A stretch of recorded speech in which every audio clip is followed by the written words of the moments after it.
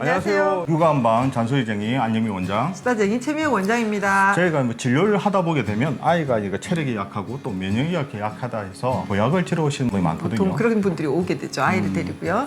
그래서 뭐 녹용이라든지 네. 뭐 홍삼 같은 거 이게 듬뿍 든 약을 한 재 먹으면 기운이 솟아나서 튼튼한 아이가 될 거라고 생각하시게 되는데 네. 또 뭐 거기다가 또 이제 보양식 같은 경우 삼계탕이라든지. 삼계탕. 아무래도 이제 기력이 막 올라가서 애가 좋아질 거라 생각하시는데 맞아. 기력이 막 진짜, 나는 줄 알지만 진짜 그럴까? 그렇죠. 근데 이 닭고기 같은 데는 열성식품이잖아요. 그렇죠. 그래서 뻗친다고 얘기를 하죠. 이게 몸을 따뜻하게를 지나서 뻗쳐서 문제가 생길 수 있죠. 좋지 않을 수도 있다는 걸 오늘 좀 말씀드리고 싶습니다.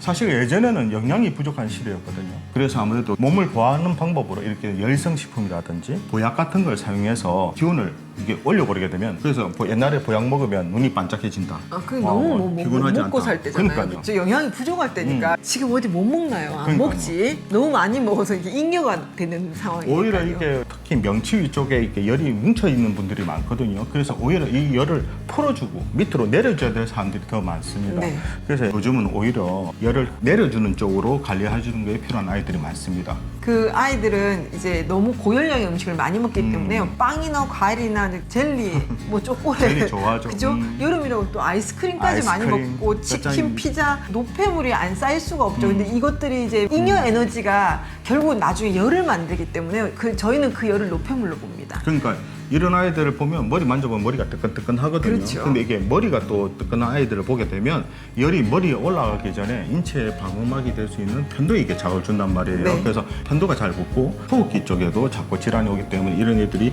기침이라든지 가래가 끓는다든지 네. 그러니까 호흡기 질환이 잘 걸리는 경우가 그렇죠. 정말 많습니다. 그러니까 보통 아이들 같은 경우 오는데 애가 덩치도 크거든요. 다른 애들보다 키도 크고 그런데 이런 아이들이 계속 한열기만 되면 기침을 끊이지 않고 그쵸. 또 그러다 보니까 이제 콧물도 계속 나오고 이제 그게 이제 문제가 돼서 한의원에 왔는데 엄마들은 얘가 기력이 약해서 보약을 먹어야 될 거 이렇게 말씀하시게 되는데 그런 애들은 보약이 아니라 이게 뭉쳐져 있는 거거든요. 그걸 좀 풀어줘야 돼요. 뭉쳐지는 열이나 그 에너지를 풀어서 전신으로 가게 해줘야지 머리는 서늘해지고 손발은 따뜻해지는데 지금 그걸 안 하니까 손발은 차갑고 머리는 뜨거운 일이 자꾸 생기고요. 그렇게 되면 아까 편도부터 이런 호흡기 질환, 감기, 뭐 잦은 유행성 질환들에 아이들이 잘 걸릴 수밖에 없습니다. 아무래도 이게 결국 열순환입니다. 네. 위아래 순환이 원활해지게 되게 되면 오장육부가 자생력이 생겨서 재기능을 하면서 면역력이 향상되는 거거든요. 네.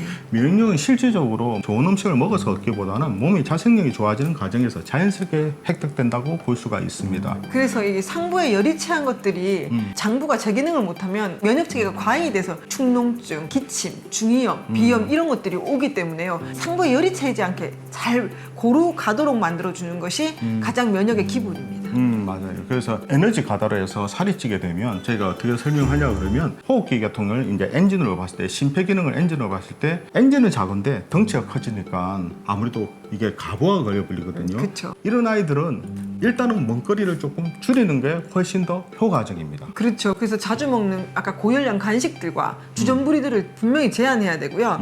마른 아이들이라도 탄수화물 같은 걸 너무 과잉되게 먹여서 그렇죠. 막 살을 찌우려고 하는 그것부터가 어머니 생각이 잘못된 거예요. 그러니까 탄수화물은 일단 가자거든요. 네. 아이들 밥을 잘 안 먹으니까 어머니께서 어떻게 하든 먹이시려고 빵이라든지 과자 같은 걸 대신 먹이신단 말이에요. 네. 그리고 또 보게 되면 아이들이 키는 괜찮거든요. 근데 몸무게가 좀 마른 아이들이 있어요. 그런 아이들 같은 경우 보게 되면 엄마 아빠가 좀 마른 체형이시거든요. 그럼 체질적으로 그 애들은 마른 게 정상입니다. 그런 아이들 자꾸 살을 찌우려고 가식을 시키게 되면 오히려 그 부분이 문제가 생길 수가 그렇죠. 있습니다. 그 요즘 마른 비만도 있잖아요. 팔다리는 말랐지만 복부만 발달되는 어른들도 그런 것처럼 아이들도 찌우려고 하다 보니까 고열량 음식만 먹게 되고 근데 그게 몸에 좋은 걸 먹는 게 아니라 과잉된 탄수화물이 노폐물이나 열로 된 그런 증상이 계속 반복되니까 너무 찌우려고 과다하게 먹이시는 건 안 좋습니다. 그리고 간식으로 뭘 먹여야 되냐고 물어보시는 경우가 많거든요. 그때는 어떻게? 네, 제일 중요한 거. 그 간식을 제한하고요. 밥을 차라리 3끼 아니라 4끼를 주시되 그 4끼가 다 과식이 아니고요. 3끼 먹을 것들을 4끼로 나눠서 주라는 얘기도 있기 때문에요. 간식 종류가 어차피 탄수화물이 과잉되어 있을 수밖에 없기 때문에 그냥 밥을 4끼로 나눠서 주시는 것을 저희는 추천합니다.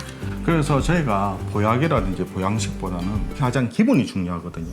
아이들은 소화가 잘 돼야 되고 대소변이 원활해야 되고 그보다 더 중요한 건 잠을 잘 자야 됩니다. 네. 잠을 잘 자기 위해서는 속이 편해야 되고 갑갑하지가 않아야 됩니다. 네. 자꾸 열이 차서 명치 위쪽이 답답하면 애가 잠을 못 잡니다. 그럼 아침에 일어나도 애가 항상 피곤하고 다크서클 시커멓게 내려오고 체력이 떨어지니까 감기란 잠병 치료가 할 수가 없습니다. 네. 그래서 몸을 위한 진짜 구약을 최원장님께서 한마디로 말씀하신다고 그러면 건강한 식습관입니다. 맞습니다. 어떤 음식이 아니라는 거, 건강한 식습관이 있다는 거. 군것질 줄이시고요. 저희가 말씀드린 대로 건강하게 내끼 먹으면서 식습관을 잘 만드는 것이 진짜 보약입니다. 저희도 사실 아이들 오게 되면 아이들 먹는 습관이라든지 잠자는 습관 그걸 체크해서 그 부분을 일단 더 우선적으로 개선하거든요. 그게 개선이 안 되면 아무리 좋은 보약, 아무리 좋은 한약이 소용도 없습니다. 네. 오늘 말씀드린 거 한 번 더 생각해 보시고요. 이처럼 이제 궁금한 육아 정보는 언제든지 댓글 달아주시면 준비해 보도록 하겠습니다.